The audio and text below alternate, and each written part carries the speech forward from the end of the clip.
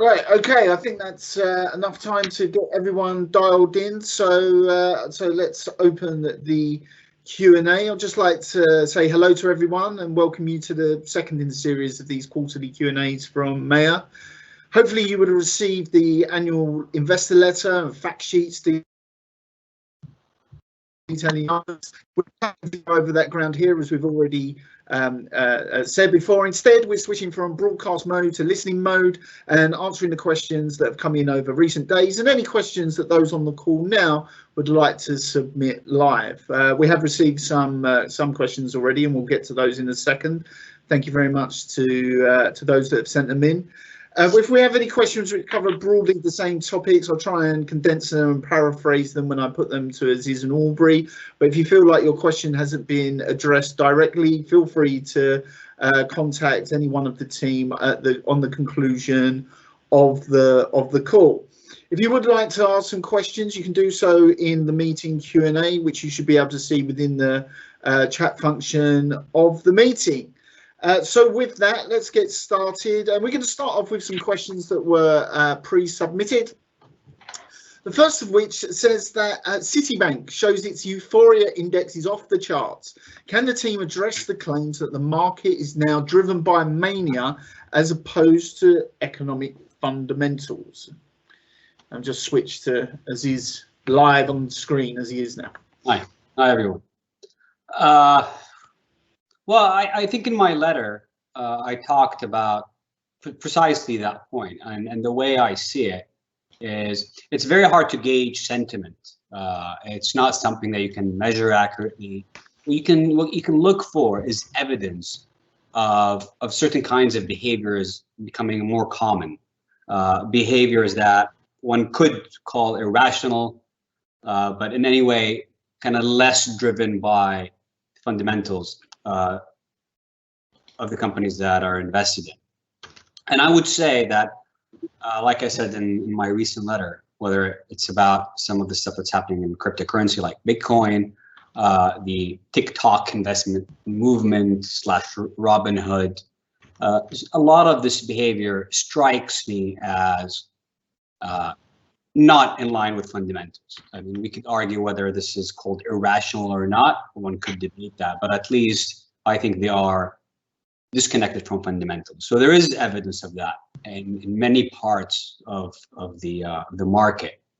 For the most part, though not exclusively, this does seem to be, at least at the extreme, a US phenomenon, and it does seem to be concentrated mostly in technology names and the areas that are to the periphery of it. Unfortunately, when those things happen, they do tend to spill over sometimes. I haven't seen a lot of it in pricing, for example, in the majority of the things that I've seen in the US market.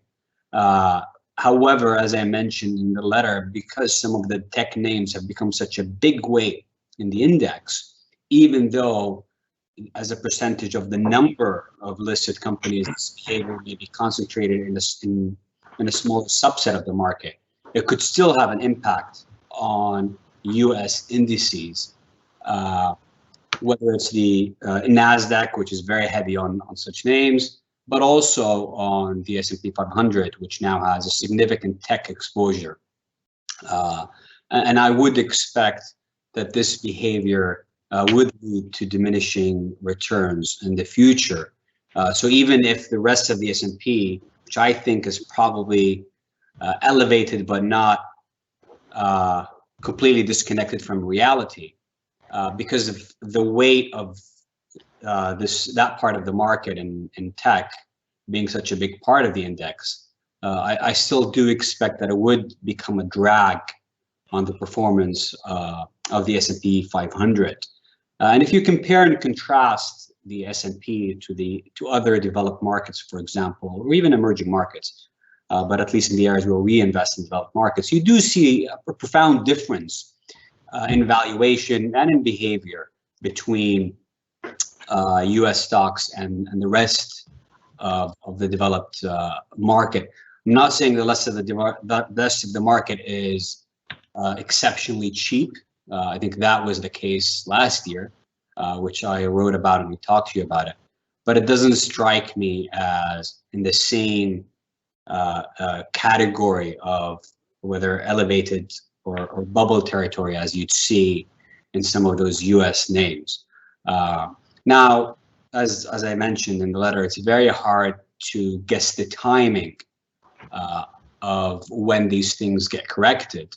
I believe that ultimately they do get corrected, and I think those TikTok investors will be disappointed, and they could drag down other big tech names with them. But I cannot tell you when that's going to happen. And I think the risk is, because it's very hard to time these things, that a lot of people kind of stick around in these big tech names for too long.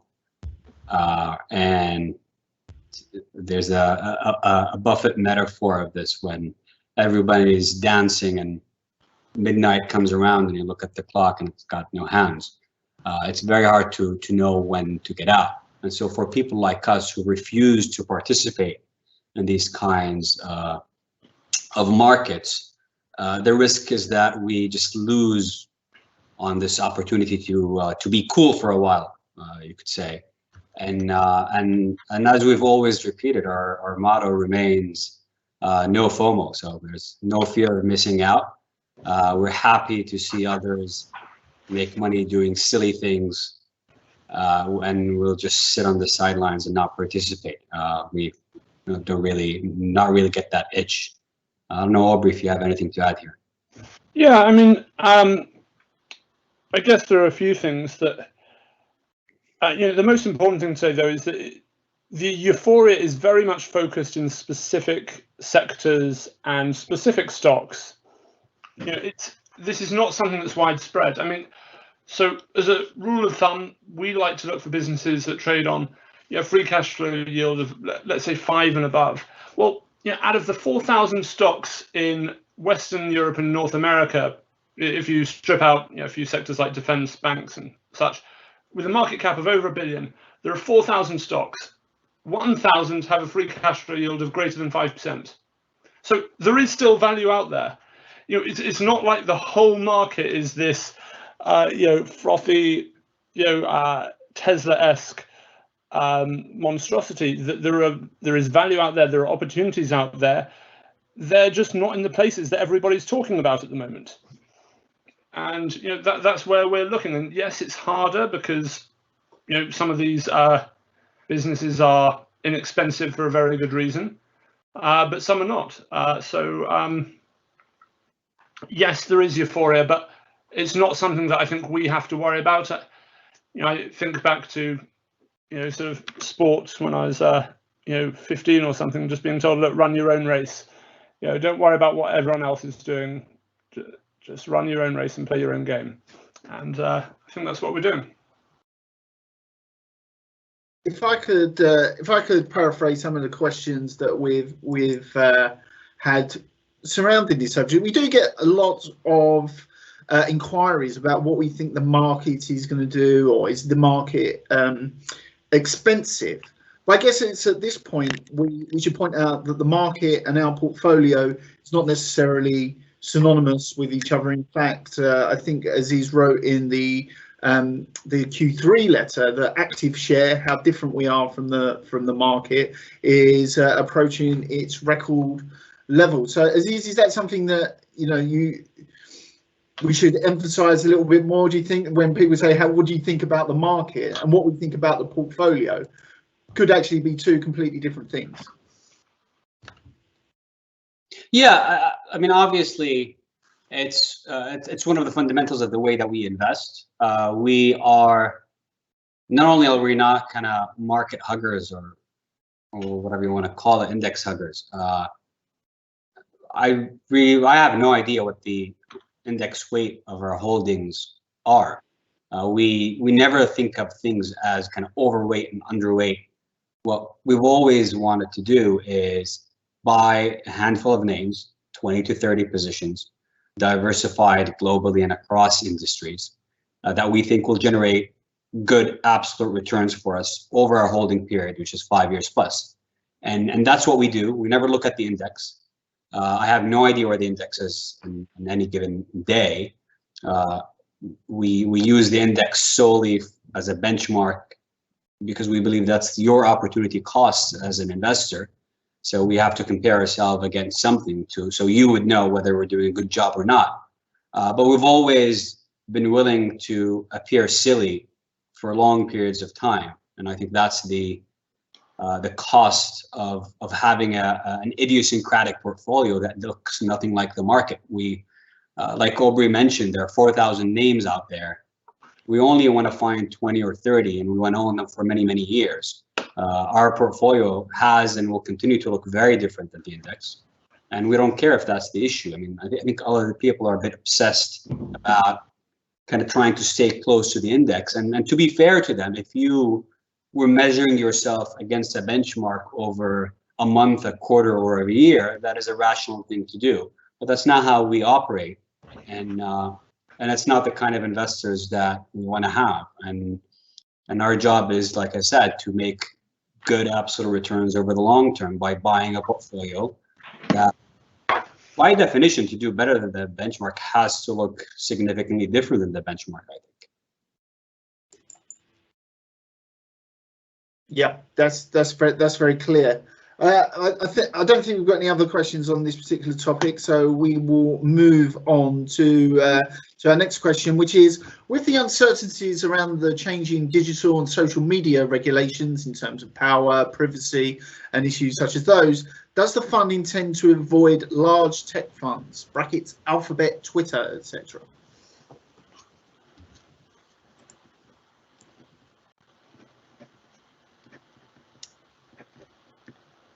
So we never kind of take a big macro view and then try to see where our ideas fit.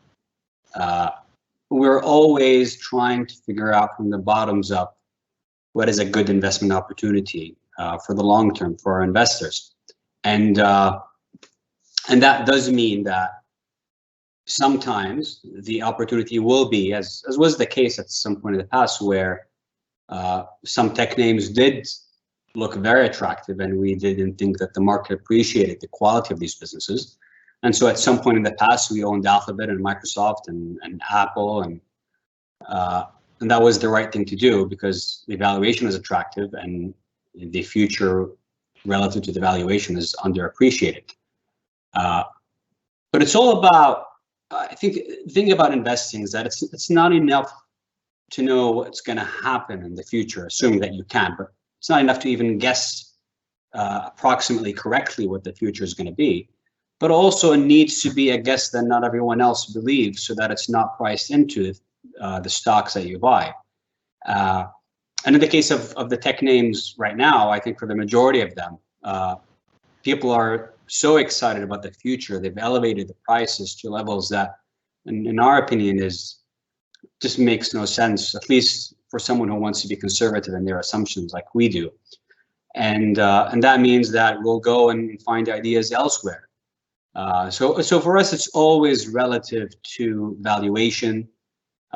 We want to buy things that do well over time, but we don't want to overpay for them. And I think that's where kind of you have to find that line as an investor between overpaying for what you think is going to happen. Aubrey, do you have any thoughts on that? Yeah, I mean, look, we've been aware of the regulatory risk surrounding big tech now for 4 or 5 years. I mean, ever since I joined, I remember we were discussing, the regulatory issue because, there are a lot of natural monopolies that have grown here. Google is a natural monopoly, and that with it comes special responsibilities. And if you breach them, then there are repercussions. I mean, competition law is what I did my master's in, so naturally it's something that's that I do think about. But with Google, you sort of go, okay, well, what's the worst case scenario, and how do we price for that? How can we factor that into our model? What are the risks, and how do we factor it in? And with Alphabet, we're relatively sanguine about the future, And look, one of the things that people talk about is, well, what if Alphabet were broken up? And well, okay, what if it were? Actually, if it were broken up, maybe you'd unlock a huge amount of value. With other stocks, Twitter, Facebook, there are other reasons that we don't invest in them. But yes, and given that we don't own Twitter or haven't really looked at it for quite a while, we haven't factored in what is the downside to this new regulatory risk surrounding privacy and everything, sort of whole furore that we've had recently, and freedom of speech. If it got to valuations that we thought attractive, then we'd start assessing that risk. Okay, thank you very much. One of the questions that we fielded last time around is surrounding the impact of the US presidential elections. We all know the result now. Joe Biden is safely ensconced in the White House, and we really said this doesn't have that much of an impact, although in the first day of President Biden's tenure, he signed a number of executive orders, one of which was to rejoin the Paris Climate Accord. Regardless of what Ted Cruz may think, that is a global energy, climate change, green, sustainable initiative. So with the Democrats taking the lead in the US, does this present opportunities for green and sustainable energy investment? I know that we already have one green or renewable energy producer in the portfolio. Is that likely to continue? So I think when we say politics don't matter, I think we don't mean that they don't matter. When we say that, what we actually are saying is we don't think we can forecast what's going to happen in a way that's different that we can actually make a decision on. So they don't matter to the investment process. They do matter to real life. Is I think the real kind of nuanced message here. And but usually you can't predict it, and so as an investor, you just cannot use it or use those predictions in order to make decisions. Obviously, after the fact, once you have a different reality, then you can think about it a little bit differently.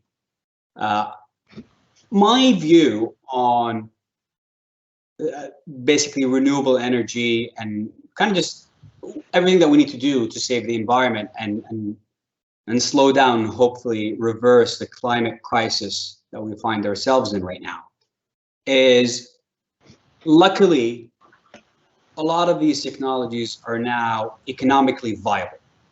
And so in spite of the Trump administration's efforts to slow down the installation of wind, for example, and renewables in general, we know that most years during the Trump administration, on a net basis, new electric capacity generation in the US has been in renewables.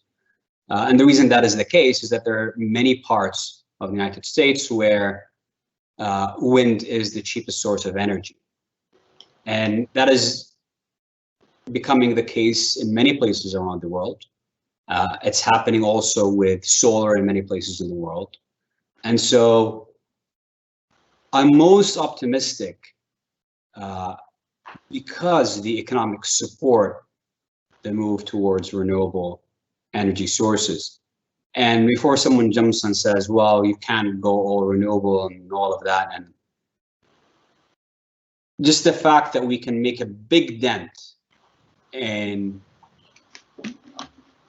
electric generation by using renewables going forward, I think in of itself is a huge, it's just a game changer compared to where the technology and the economics of that were 10 years ago, 15 years ago. And so that gives me optimism. There's a lot of work that needs to be done. And I mentioned on the last Q&A, I think, that it really, one of the things that to me made me just really want a Biden win over Trump. There's just one thing, it is the Paris Climate Agreement, the US rejoining it. because the world cannot fix this without everyone working together on it, and not having the U.S., which is the second largest polluter in the agreement, would have really just made it very difficult, if not impossible, for us to do that. And so having the Biden administration come back and immediately rejoin is a huge relief. And I do say a relief because, to be honest, I have kids and I want a future for them that is not horrible because we've made stupid, greedy decisions for short-term gains that our children and grandchildren will pay for. And so purely from a selfish point of view, I do want a better environment. Aubrey, this is an area where we talk a lot about, and you've done a lot of work. Do you have anything to add? I mean, not a huge amount. The only thing I might say is, look, before Trump was elected president, the USA had planned to, I think, more than double the wind capacity. I think the increase was something in the line of 120, 150%. And, whilst they didn't stop building turbines during Trump's tenure, he did, as you say. Well, I remember watching him on television saying that they might cause cancer. I mean, what possessed him to think that, I don't know, but I can assure you wind turbines do not cause cancer. But so I think that the point is the original plan will now hold. And if you double capacity in America over the next 5 years, then you are doubling or tripling spending in the next 5 years. And yeah, that is only going to be good. And then look at what Biden has done in terms of the stimulus bill. It's 1.8 trillion. In 2009 they oversaw 900 billion of stimulus. 1.8 trillion is just such a big number.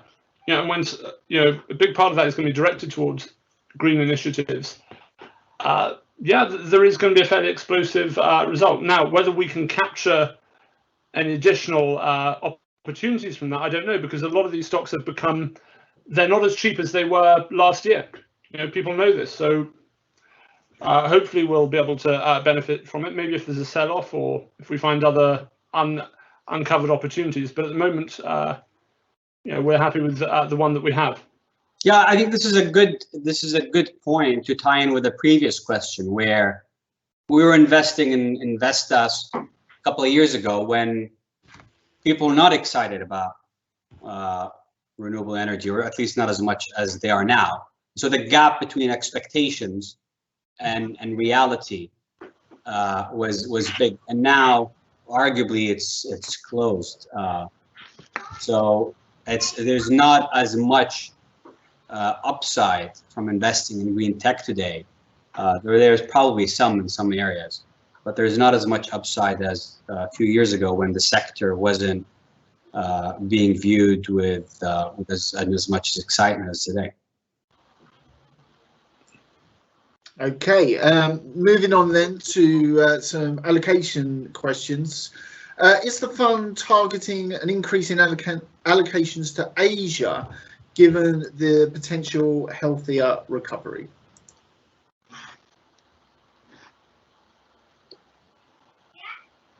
Well, I'll just answer this the same way we always answer this. We do not start with a top-down thesis and then try to find ideas in any geography or industry. We look for opportunities around the world that we think are going to do better over the next 5+ years. So even short-term recovery factors don't necessarily factor into it in so much as unless it impacts valuation. And then we'll go and find these ideas around the world, and if they fit our portfolio, if they fit our strict quality guidelines, and if they're available at a price that we think is attractive, then we'll buy them. And so again, it's not just about what's going to happen in terms of recovery, but also what is in the price. I do want to say that Asian and European stocks do look much more reasonably priced than US stocks these days, but that's kind of like an afterthought. It's not something that's part of our process where that drives us to do something differently in the portfolio. Okay. Well, we're moving on now to what is the last question that we've had submitted during the call. Just a reminder, if you do want to ask a question, please use the Q&A function. We don't seek to make the most out of this time, so if there aren't any questions, this will be the last one. And it's about positioning of the fund. What's the current position of the fund by geography, and the value versus growth, and cyclical v non-cyclical, and cash? It's in the last quarterly letter, I can tell you that. Let me look it up so I don't make up numbers. Let's see.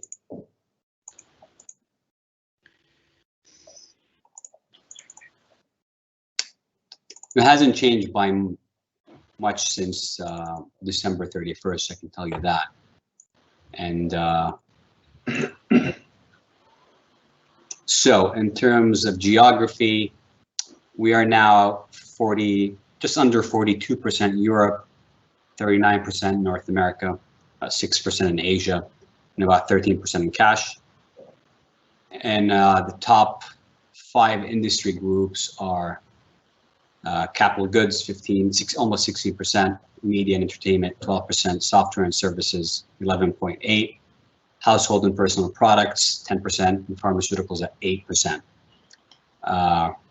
Most of what we own is non-cyclical, though, again, some of those capital good names are cyclical. But probably, and I would say about just over 0.1% is probably cyclical in nature.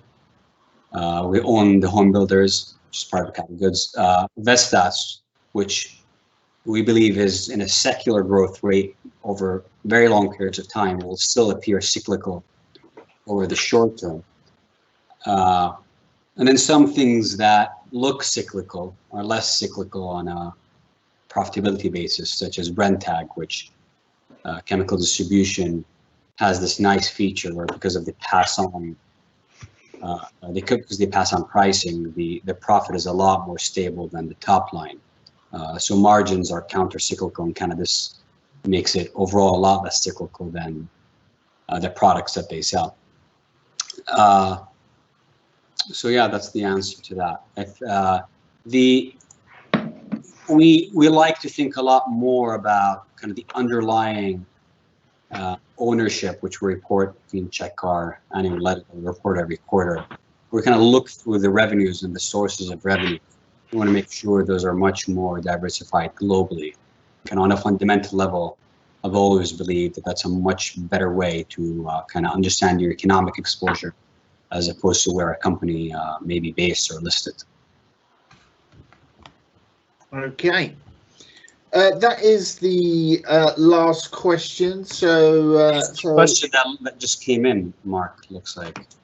Yes, it's yes, one that just crept under the radar there. Are you still holding Nordstrom, and what is your view on it? Yeah, so our view on Nordstrom hasn't materially changed. Our thesis holding it was that it was going to be a category killer, and that they've just gotten online selling a lot better than their competitors. The definition of competitor, I think, has changed over time, but we still think that they continue to capture market share there.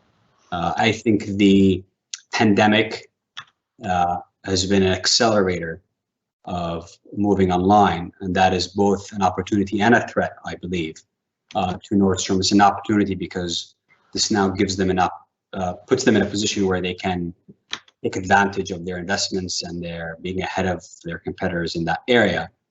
It could potentially also be a threat because during the pandemic, anyone who was kind of on the fringe and not sure whether they're going to invest in online or not have invested massively online. The stock is now ahead of where it was at the peak last year. So it's fully recovered to kind of pre-pandemic levels. And we did buy a little bit when it was much lower, but it was one of the ones that at the peak of kind of March, April, we didn't buy a lot. We just bought a little bit because I think at that point in time, it really could have gone either way. It's very easy in hindsight to sit and think that, oh, I should have been more aggressive in my buying back in March and April. And I think at the time, probably what we did, people thought we were too aggressive, and now we look back and say, oh, actually, now that we know what happened, we should have been more aggressive. But I think that's just, for lack of a better word, hindsight is 2020. I think the things could have gone horribly bad, not just for Nordstrom, but for big parts of the economy in the second quarter of last year. But governments and central banks intervened, and I think things turned out much better than our worst fears. And so that's why you see the stock kind of doing this massive recovery, and it's been a real contributor to performance. It was a drag in 2020, but it's been a contributor this year, but also towards the last few months of 2020 as things kind of turn around. I think the jury is still out on the whole sector because we don't know what the kind of post-pandemic behavior is going to be. As I wrote in my last letter, I think in some aspects, people I think are overestimating what's going to stick. But we cannot deny that a lot of things have changed and will be different going forward. And whether it's what kind of products that people buy, how much they spend at the office, but also what kind of channel that they use, and whether this channel is still relevant in this kind of post-pandemic environment, both in the short term, but also potentially in the long term over many years. So I cannot claim that I am certain about what's going to happen. I am definitely less confident about Nordstrom's future than I was a couple of years ago, but I'm more confident that I was, less confident than I was in April, but more confident than I was at the depth of kind of the March, April decline, where there was a chance it really could have gone bust, I think, as would have a lot of companies had the Federal Reserve and governments not intervened. Okay, one more question that has come in. We answered a question which was more industry related regarding the new Democratic administration in the US and social media and digital more generally. This one's more specific about Alphabet, one of Mayer's holdings. Are you worried about the Democrats cracking down on tech companies? Well, I think they will, and I think to a great degree they should. I think it's not healthy for the economy to have anyone can have too much power. I do think that some of these companies are worse than others. And I do think that some of them, in the degree of their over-earning, are potentially at higher risk than others. And then the final factor that I think matters is how much is in the price. And what we've been talking about this subject about Alphabet for many years. And you've seen us over the years kind of add to Alphabet or reduce our exposure to Alphabet based on valuation, even though we continued to hold it for 10 years now. And that is precisely because of our view of whether the risk is priced in or not at different moments in time. So I think the risk has always been there, and we expect it to happen. We do think, I think Aubrey talked about this earlier today, we do think that Alphabet is better positioned in terms of kind of how much pain new regulations could produce.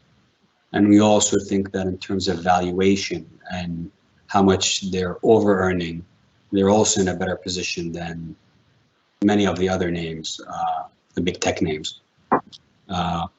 Obviously, we could be wrong about the timing, the degree, and so forth. But as Aubrey pointed out earlier, some of the things could actually be positive for some of these tech names, and whether it's being broken up or even some of the regulations could actually help them, because a lot of what they're doing now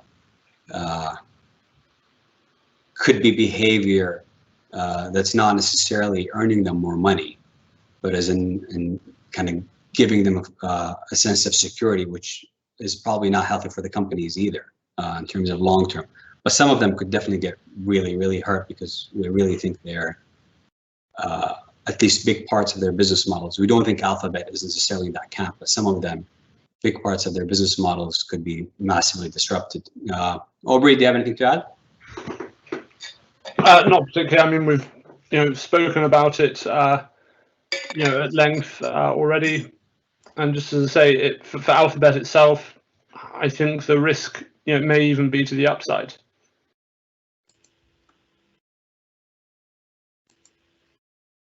Yeah, I think in the past we've said that there were points a couple or 2 or 3 years ago. I think we talked about it in annual meetings, and we said, listen, if we weren't worried about this regulatory risk purely based on valuation and the fundamentals as they stand at the moment, this would have been a much, much bigger position, a substantially bigger position.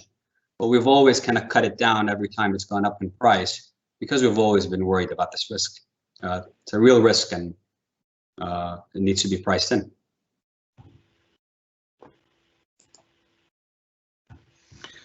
Okay, well, I think we're a little bit over time at the moment, but as always, it's driven by our audience. So we thank you for submitting those questions. Always a very interesting array of questions, and this time was no different. So if anyone, if nobody else has any questions, I think we'll end the call there. It just leaves me to say a big thank you to everyone that's joined, and to our investor base as well, whose continued support has seen the assets under management of Maya rise through 200 million intra-month. I think we've held on to that given the market movements over the last few days. So I'd like to reiterate how thrilled and honoured we are regarding your continued support and trust that you place in Maya and Aziz and Aubrey as the investment team. This Q&A will be available on our YouTube channel very shortly. We'll also be releasing it as part of our podcast series between now and the next quarterly Q&A, which will be sometime at the end of April, I suspect.